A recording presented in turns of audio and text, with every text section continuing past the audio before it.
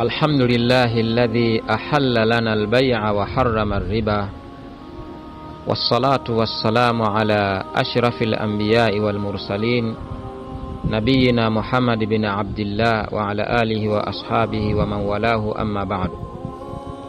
Katika majlisi hii ya pili tutazungumzia kwa ufupi sababu za Allah subhanahu wa ta'ala kuharamisha riba. Ziko hekima nyingi za Allah subhanahu wa ta'ala kuharamisha riba, lakini miongoni mwa hekima hizo alhikmatu fi tahrimi riba, kwanza miongoni mwa hekima anna fihi akla li amwali nasi bighairi haqq. Allah ameharamisha riba kwa sababu ndani ya riba hupatikana tendo la watu kuliana pesa zao au mali zao bila ya haki yoyote. Lianna almurabiya ya'khudhu minhum ar-riba min ghairi an yastafidu shay'an fi muqabilihi. Kwa sababu yule anayechukua riba, yule anayepokea riba anachukua pesa hizo au mali hizo kutoka kwa watu bila ya yeye kutoa faida ya kitu chochote, ikiwa ni mbadala ya kile anachokichukua. Kwa hiyo hii ni dhulma. Lakini pia wa anna fihi idrara bil fuqara wal muhtajina. Katika kuchukua riba, kutaamali na miamala ya kiriba, ndani yake kuna kuwadhuru mafakiri. Mafakiri wanadhurika, maskini wanadhurika, na wale wenye kuhitajia wanadhurika kutokana na hizi riba. Bimudhaafati duyuni alaihim, kwa kule kuzidishiwa na kuongezewa madeni juu ya kile alichokikopa, inda ajizihim an tasdidiha, pale anaposhindwa kulipa lile deni. Lakini miongoni mwa sababu zingine, wa anna fihi qat'an lil ma'rufi baina an-nas, jambo la kula riba linakata ule wema wa kusaidiana kati ya watu. Lakini si hivyo tu, wasadda libabil qardhil hasani, na ni kufunga mlango ule wa kukopeshana, ukopeshanaji uliokuwa mzuri. Wa fataha libabil qardhi bil faida, lakini pia ni kufungua mlango wa ukopeshaji wa faida, allati tuthqilu qahila al-kafir, allati tuthqilu qahila al-faqir, ambalo ukopeshaji ambao unamuhelemea yule maskini. Wa fihi ta'tilu lilmakasibi wat-tijarati wal-hirafi was-sinaati allati la tantadhimu masalihu al-alami illa biha. Ndani yake pia kuna kuharibu biashara, kuna kuharibu vitega uchumi na kazi na harakati mbalimbali za watu ambazo zina maslahi kwa ulimwengu wa watu wote. Lianna almurabiya idha tahassala ala ziyadati malihi biwasitati riba biduni ta'bin falan yaltamisa turuqan ukhra lilkasbi shaq. Kwa sababu yule anayetengeneza biashara ya riba, anayechukua riba na kupokea, huyu anapoipata riba ile, kwa maana ile mali ya ziada kwa njia ya riba bila ya tabu yoyote, mtu huyu hatoweza kutafuta njia zingine za kujitafutia kipato. Kwa hiyo Allah subhanahu wa ta'ala ja'ala tariqa ta'amuli an-nasi fi ma'ishihim qa'iman ala an takuna istifadatu kulli wahidin min al-akhar. Allah subhanahu wa ta'ala amejalia njia ya miamala kati ya watu katika maisha yao ni yenye kusimama juu ya kupeana faida. Kila mmoja anampa faida mwenzie, huyu anachukua hiki na huyu anampa hiki. Hiyo ndiyo njia ambayo Allah subhanahu wa ta'ala ameifanya kwetu sisi kuwa ni halali. Huyu anauza, huyu ananunua, huyu anafanya hiki, huyu anapewa hiki, lakini sio kuchukua kwa njia hii ya riba.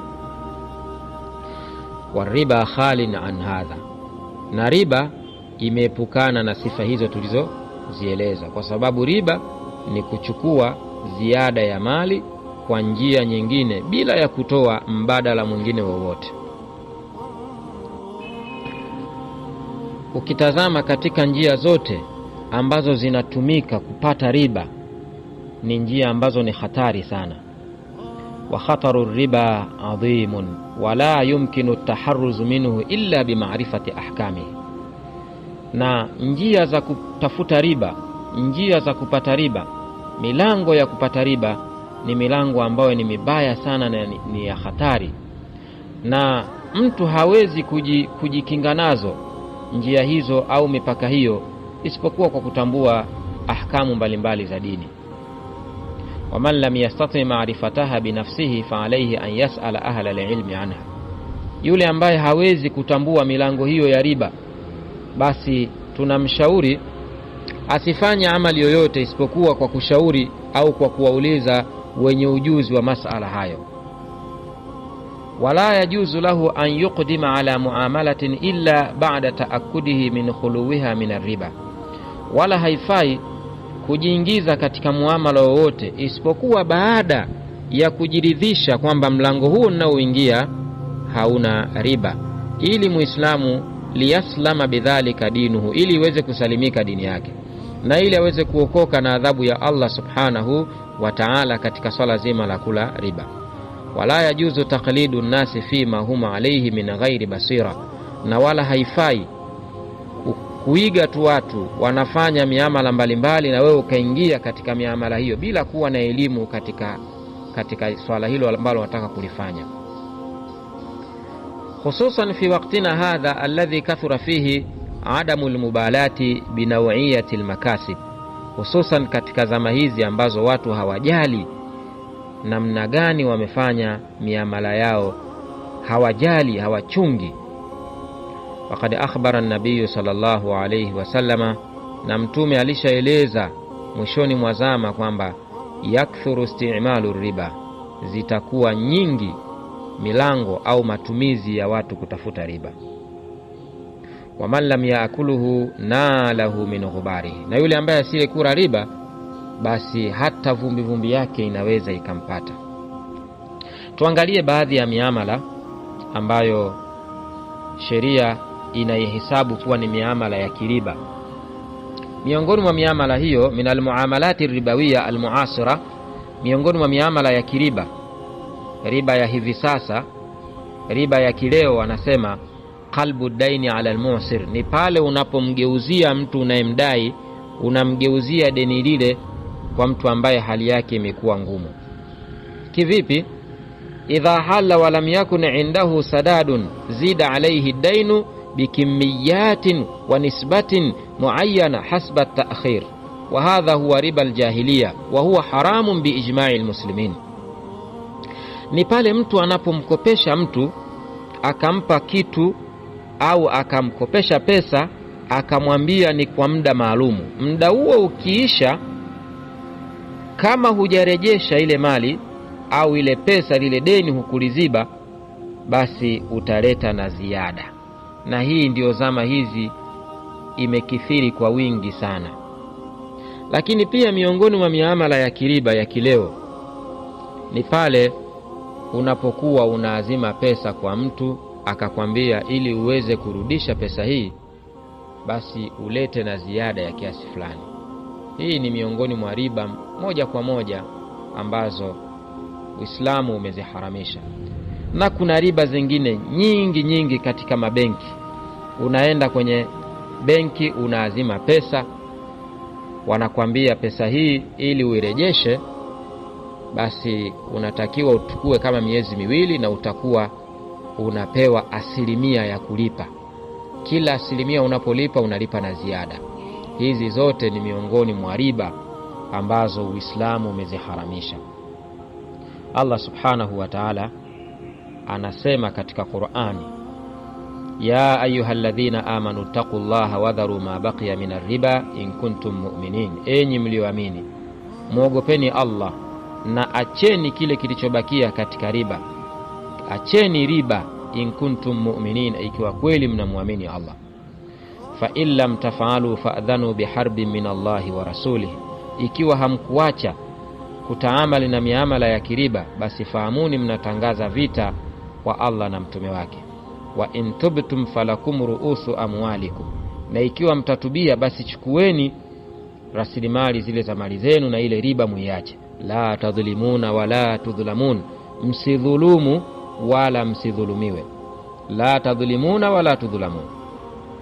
Wa in kana dhu usratin, na ikiwa anayedaiwa ni mtu mwenye hali ngumu, ni fakiri, fanadhiratun ila maisara, basi apewe muda mpaka pale atakapokuwa hali yake imekuwa nzuri. Sio baada ya kushindwa kulilipa lile deni kwa sababu ya kutokuwa na uwezo kwa wakati ule, watu wakaamua sasa kuligeuza lile deni, kila muda unapoenda basi ndio unamzidishia ziada ya kile alichokichukua. Uislamu unahitaji rifqi, upole na huruma kati yetu. Ukitazama hizi aya, Allah subhanahu wa ta'ala ameeleza hapo kwa makemeo mengi kabisa. Kwanza kabisa Allah anawaita waumini kwa jina la imani, akasema ya ayyuhalladhina amanu. Mwisho akamalizia in kuntum mu'minin, enyi mlioamini. Mwisho wa aya akasema ikiwa nyinyi waumini basi acheni riba. Fadalla ala anna ta'atu ya riba la yaliqu bil mu'min. Kipengele hiki tu kinajulisha ya kwamba kula riba ni jambo ambalo lisilofaa kwa muumini. Muumini yoyote ambaye anamuamini Allah subhanahu wa ta'ala haruhusiwi kula riba. Lakini kingine alichokieleza Allah akasema ittaqullah, mcheni Allah, muogopeni Allah. Neno hili linajulisha wazi kwamba anna alladhi yata'ata riba la yattaqillah wala yakhafuhu. Yaonyesha wazi kabisa yule anayekula riba hamuogopi Allah wala hamchi Allah.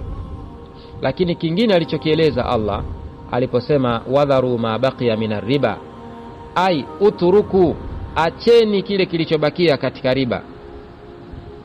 Wa hadha amrun bitarki riba, na hii ni amri. Allah subhanahu wa ta'ala ametoa amri watu waache kula riba, waache kutafuta riba.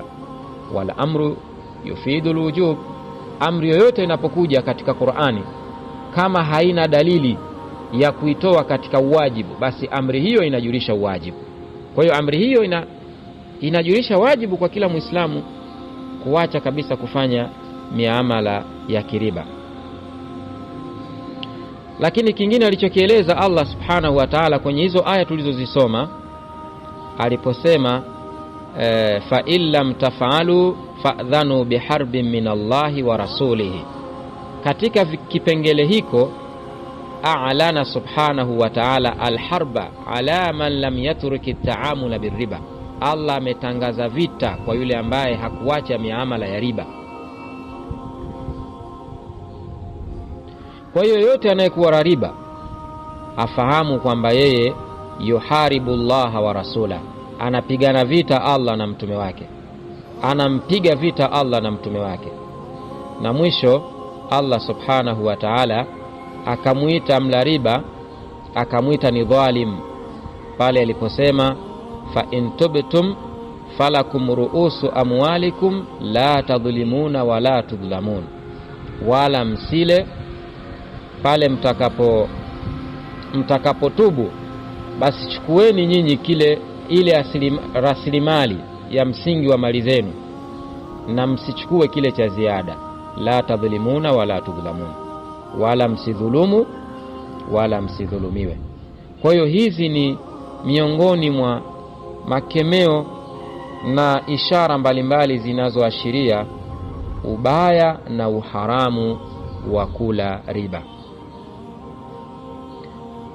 Mtume sallallahu alayhi wasallam anasema, nimalizie katika hadithi ya Mtume sallallahu alayhi wasallam ambayo ameipokea Imamu Abu Daud, anasema yaati ala nasi zamanun, zitakuja zama kwa watu yastahiluna riba bilbay', watakuwa wanahalalisha riba katika mauziano na katika miamala yao mingine. Kwa hiyo hii ni kuonyesha kwamba mazingira tuliyokuwa nayo katika zama hizi ni mazingira magumu sana. La mwisho, nasaha zangu niwape nasaha Waislamu wote wanaofanya biashara. Allah, muogopeni Allah katika biashara zenu. Hakikisha katika biashara yako inaepukana na riba. Hakikisha katika ukopaji wako, wewe unayokopa, Leo imekuwa mikopo ni mingi sana, kila kona mikopo. Tena imefikia hatua imewekwa mabango yako sehemu mbalimbali, mkopo wa dharura. Ukiingia kwenye mitandao unakuta mikopo. Hii mikopo inapokopwa, basi watu mara nyingi wanarudisha kwa ziada ya riba. Tena inatangazwa kabisa mikopo hii riba yake ni nafuu, riba yake ni ndogo. Tunawatahadharisha Waislamu muepukane kabisa na vitu hivyo. Epukaneni kabisa na hii mikopo ya dharura. Epukaneni kabisa na mikopo ya riba. Kwani leo utafurahia unapata pesa, unaendesha biashara zako leo huko duniani, lakini kesho utakufa, utakutana na Allah subhanahu wa ta'ala. Nini utamjibu baada ya kuwa ameshakuonya, ameshakutumia wajumbe, ameshakutumia kila kitu ambacho kinakutahadharisha wewe na uharamu wa hizi riba? Kwa hiyo ndugu zangu, tujiepushe sana na kukopa. Mikopo kwenye mitandao, mikopo kwenye mitandao ya simu, mikopo kwenye benki, mikopo aina mbalimbali ambayo hairejeshwi katika hali tu ya kawaida, bali inarejeshwa katika hali ya riba. Tunamuomba Allah subhanahu wa ta'ala atuepushe sisi sote na miamala ya kiriba, na aturuzuku riziki iliyokuwa ya halali ambayo imeepukana na riba, ili tukakutane na Allah subhanahu wa ta'ala tukiwa tumesalimika na dhambi hii kubwa kabisa. Wallahu a'lam. Dondoo hizi au maneno haya utayapata katika kitabu kinaitwa Al-Mulakhasul Fiqhi, juzuu ya 2, katika qismul muamalati, kitabu ambacho ni kimetungwa na fadilatu Sheikh Saleh ibn Fawzan ibn Abdullah Ali Fawzan hafidhahullahu ta'ala wa ra'ahu. Subhanakallahumma wa bihamdik, ashhadu an la ilaha illa Allah, ashhadu an la ilaha illa anta, astaghfiruka wa atubu ilaika.